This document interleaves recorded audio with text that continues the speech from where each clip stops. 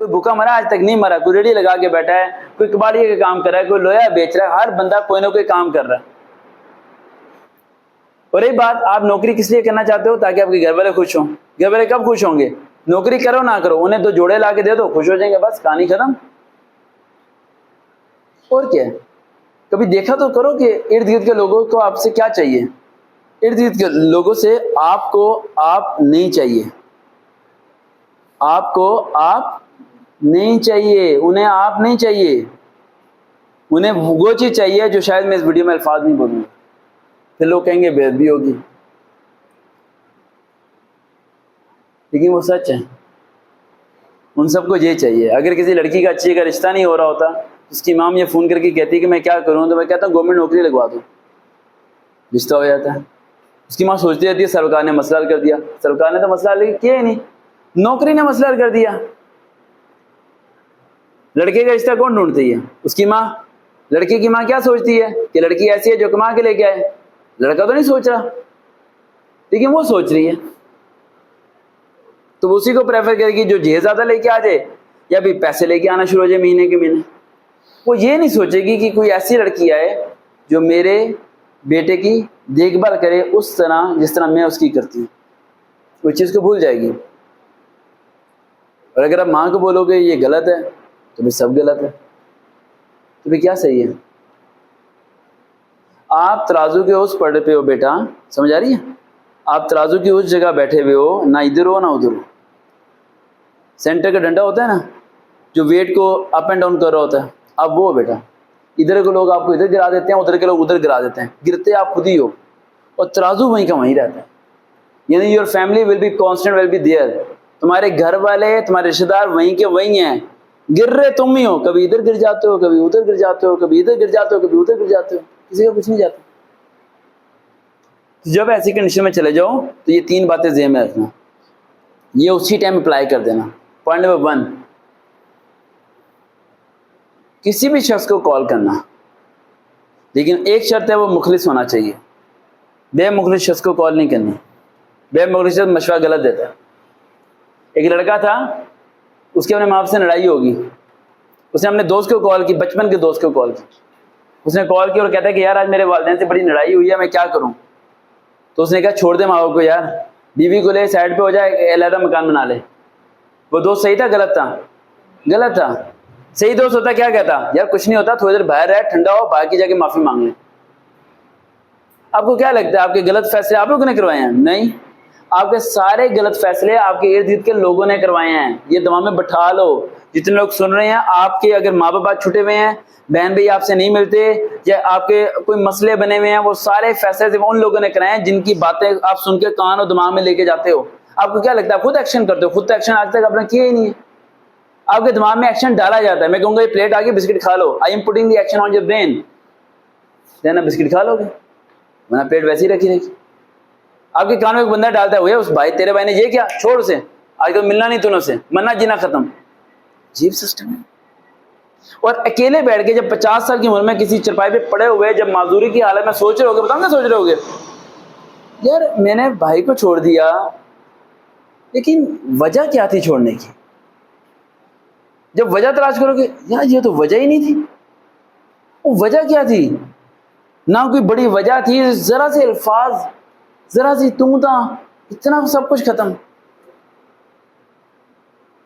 تو 3 باتیں بول کے اپنی بات کو مکمل کر دیتا ہوں تاکہ ہم ٹریننگ کی طرف چلیں گے۔ پھر پہلا پوائنٹ، کسی مخلص شخص کو فون کرنا لازمی، اس کے علاوہ کوئی اور راستہ نہیں۔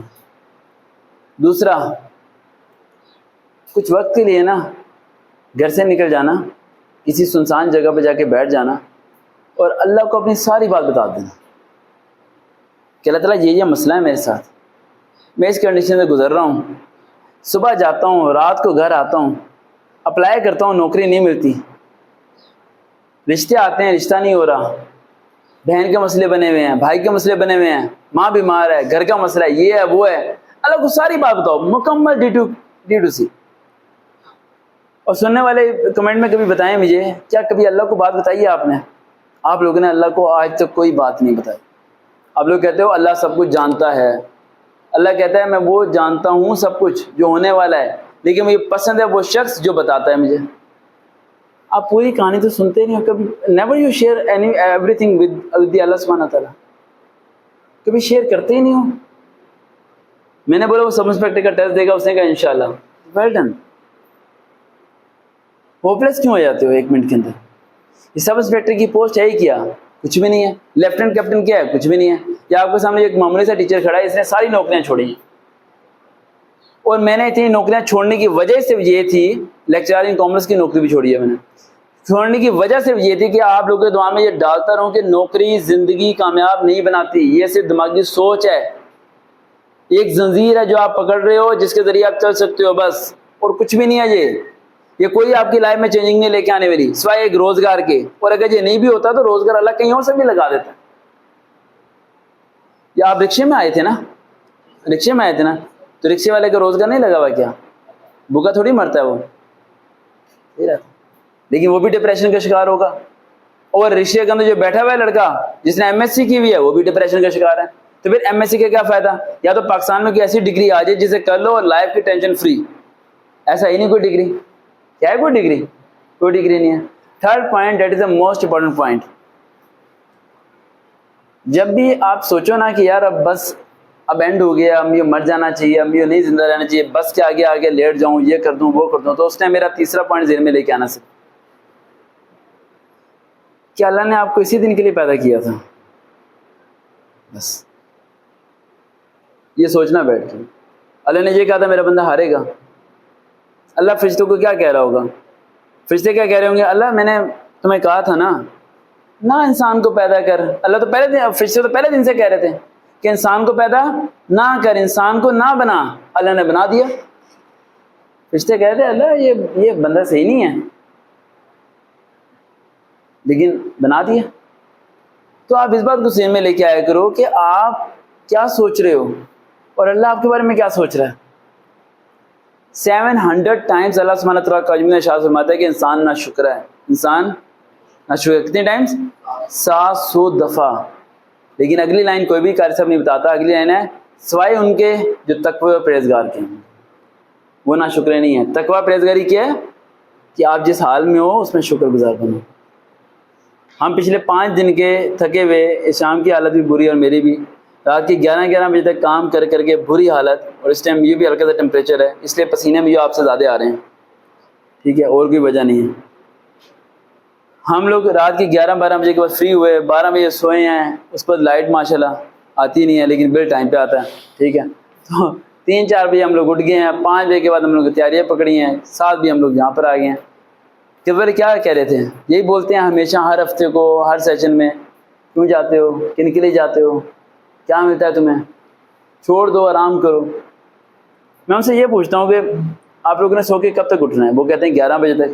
میں کہا جب تک میں گھر آ جاؤں گا. نیند کس کی خراب کر رہا ہوں؟ اپنی خراب کر رہا ہوں. بھوک کس کی خراب کر رہا ہوں؟ اپنی خراب کر رہا ہوں. صحت کس کی خراب کر رہا ہوں؟ اپنی خراب کر رہا ہوں. لیکن میری روح کو نا سکون ملتا ہے.